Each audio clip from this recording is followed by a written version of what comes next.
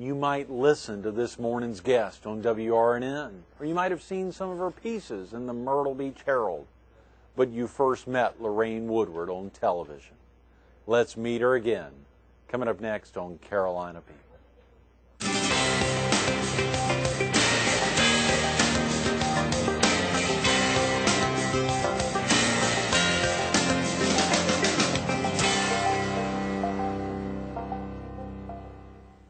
Good morning. Welcome to Carolina People. This morning we're at Stevens Floor Covering Center on the frontage road in Myrtle Beach, next door to the Sun News and off of Highway 17 bypass. We're focused on a career in journalism. And we're visiting with one of the Herald's contributors and the owner of Camping Times, Lorraine Woodward. Thank you. Good morning, Lorraine. Good to see you. It's so exciting to get you in early on a Thursday morning. Yeah, early's not too bad. I'm used to early, so that's Stevens, okay. the carpet, that's right. You do know early, and I've known it for years probably. What about this great facility This here? is very nice. I always wondered. I haven't been in here before. Yeah. So, but I saw it when it was going up, so I've always kind of wanted to. I love all the hardwood and stuff that's behind you, and I'm thinking I might want to do that. So it is gorgeous. It is that beautiful. kind of dates you. It gives an idea of when you actually got to the market, because it's been up here a good while. Yeah. So. Well, I moved here in 1995. Okay. In the spring of 1995. So. Been here for a while now. And it was WBTW that brought you here in '95. Is that right? Actually, it wasn't. It was actually my my husband's job brought us here. Okay. And we were living in Virginia. We had I had come out from California. I had been working at TV in California. Right. Had my son, my first child. And decided that we wanted to be closer. All our family was on the East Coast, so decided we wanted to move to the East Coast to be around family, grandparents, aunts, uncles, cousins, you name it. So we moved to Virginia, and my husband was able to transfer, and I decided to go back to school and get my master's in communications and public policy. So I went to the American University and did that. But my husband did not like the 2-hour commute. Oh, boy. We lived in Virginia, and he didn't like the 2-hour commute into Washington and out. And he came home one day and said, there's a job in Myrtle Beach, South Carolina. And my parents at that time had retired to Beaufort, South Carolina, and been here for like 14 years. So we decided to make the move. He had always moved for me, so I thought, well, it's only fair. So that's what we love it. And you grew up where, Lorraine? I grew up in Washington, D.C. I grew up Silver Spring, Maryland, so you actually. knew that area? Yeah, I went to DC University area. of Maryland and that whole thing. So. Did you ever think of growing up that you'd want to get on the air in the D.C. market? I decided when I was a junior in high school. Right. Oh, gosh, this is really going to date me, but Watergate was going on, and I was absolutely fascinated by that. And really decided then I wanted to go into journalism. That was when Woodward and Bernstein were really hot commodities. The Washington Post was the it paper. Decided that that's what I wanted to do. So went to the University of Maryland and said, I'm here. I want to be in journalism. So no one in the family, your parent wasn't a journalist, or a brother, sister? Well, no, because I'm the oldest. I have 2 brothers. Right. And my dad had been in radio up in the Rhode Island area. But he kind of he was like a disc jockey, like an overnight disc jockey when he was in college. So of course he used to take credit for it. That's why she went in journalism, was because of me. So anyway. Your mother let him. We let him. Of course we did. That is great. Well, of course, and that was a great time. I'm very sure it was a very special time then. Yeah. Well, Washington was it's a wonderful area as far as news goes. I mean, that's where you want to be. And still is. And still is. And still is. So it was a great place. University of Maryland had a great journalism program. Had no television, a little bit of radio, but television wasn't very much on the radar at that point, believe it or not. Not in college, anyway. And so oftentimes as folks think about journalists, they think of Washington Post. I mean, they think about newspapers. Albeit you got was into really funny. Broadcast television. And I did that almost by accident because the whole time that I was in college, I had an advisor who kept saying, Lorraine, you've got a great voice. Have you ever thought about broadcast? And I was like, oh, no. I don't want it. I want to be a real journalist. I want to work for a newspaper. A real journalist? A real journalist. God, because, that's, no one thought of broadcast, really. Yeah. So, but they kept hammering on me, you might want to think about that. And so, I don't know. I just did. I just started thinking, well, maybe I should. So I kind of put a college tape together and sent out to various stations and ended up in a small town called Elmira, New York, in upstate New York.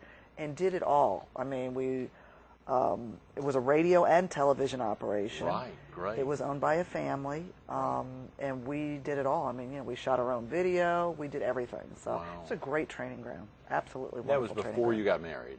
Yeah, that was before I got married. I actually met my husband up there. In Elmira. Yes. And did. then he started following you. Started following me around. Yeah. That is great. From Elmira, we went to Austin, Texas, which was another great place just because it's such a college town. It's a very, Travis County, where Austin is located, is a very young town. Still is. And a great TV market. It was a great TV market. I worked for KTBC, which is a CBS affiliate. It was the old Lyndon Baines Johnson station. The big dog there, The big dog, And actually it was kind of neat because Lady Bird still had a penthouse apartment on top of the station. Oh, come on. Yeah, so of course we had the Secret Service there. Whenever she was there, we had the Secret Service there. Right. So that was kind of neat. That would be. That was very neat. I remember one time they let me go up there. We were doing some kind of a retrospective, and we were doing a story on her, but we couldn't interview her then. But she let us up into the penthouse to see all the memorabilia and the pictures, and it was. You walk into there, it was history. It was just absolute history, and it was just wonderful. That is amazing, Lorraine. Well, of course, just last week, and I think every other week, you're on the radio. Didn't Steve Porter spend some time in Austin, Texas, and have some great LBJ stories? Have you ever talked to him about that? He probably did. You know, he never really. We've talked about Austin. Well, San Antonio. Oh, okay, he worked San Antonio, in San Antonio. But he's got a great Austin story of heading over there at one time, and a great LBJ that one story. he hasn't shared with me, Well, but I'm sure he's got a million of them. We're going to have to track him down Yeah, to share that I'll have to with ask you. him that. Yes. And speaking of that, you were back on the radio. On radio, and I had actually not done radio not since my first job in Elmira, New York. Right.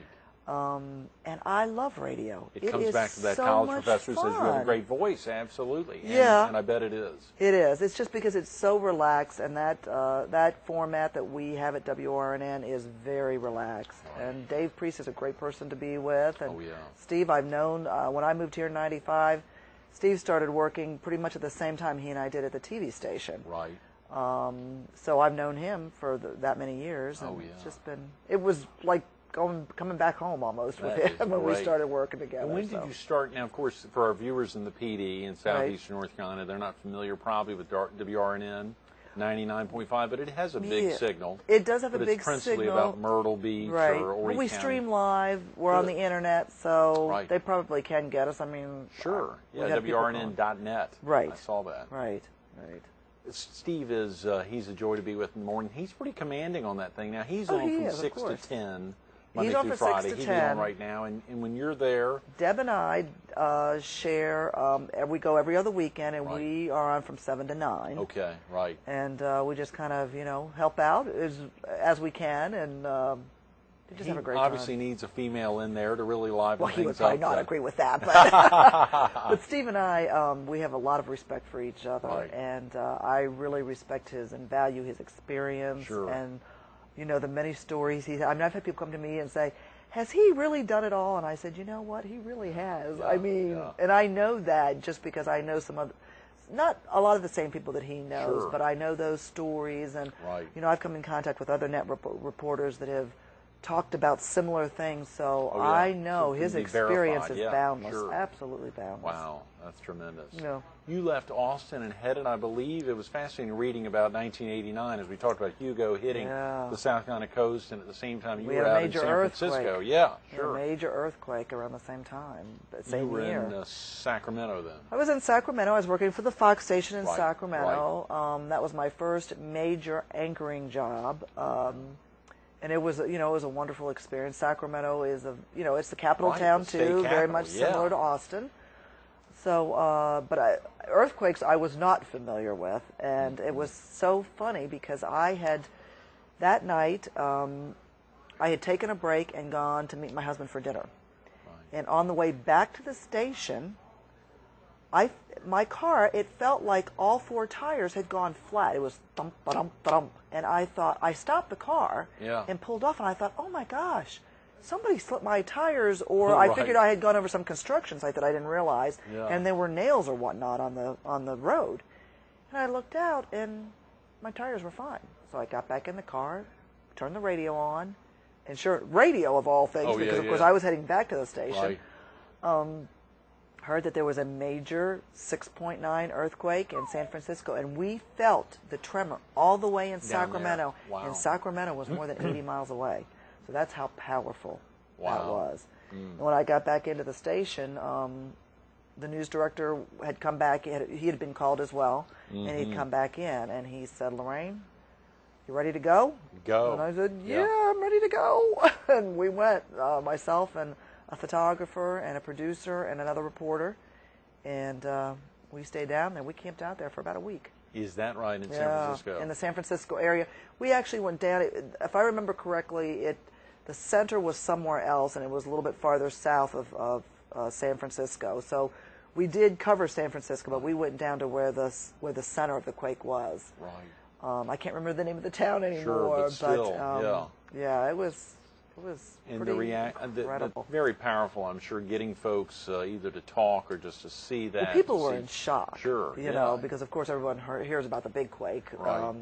But people were really in shock, but you know, California is very used to earthquakes, unfortunately for them. So their buildings and whatnot. Now they did have some apartments in San Francisco, older apartments that were not quite in the same standard, and there were some collapses, but you know, they have unbelievable skyscrapers in that town, and they were going like this, but none of them crumbled. And so that's what amazed me, is how you can architecturally and you know, structurally make a town and its buildings not really earthquake proof, but pretty darn close to it. So you know, it was amazing. It was really amazing. That is. Well, we're thankful, obviously, we're able to get out of there. Nothing against Sacramento or that area, but ultimately made it back to the East Coast. Made it back to the East Coast. And went to school. Yeah.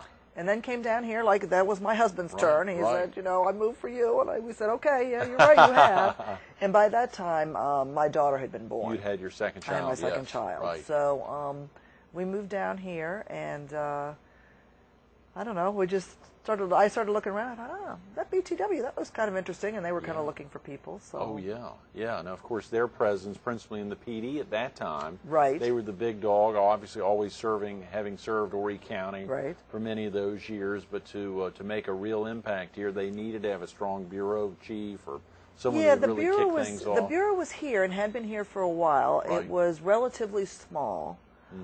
They were looking for somebody who had some other experience to kind of help run that bureau, because the bureau really is on its own. And because everything was so geared toward Florence at that point with regards to the major station, but we knew how important the Grand Strand was, and this was really the up-and-coming area. They needed to have a really strong presence here, and that's what we endeavored to do. And I think we were pretty successful in doing that. Sure. And now, of course, they've all moved down here. Everything, because you have to.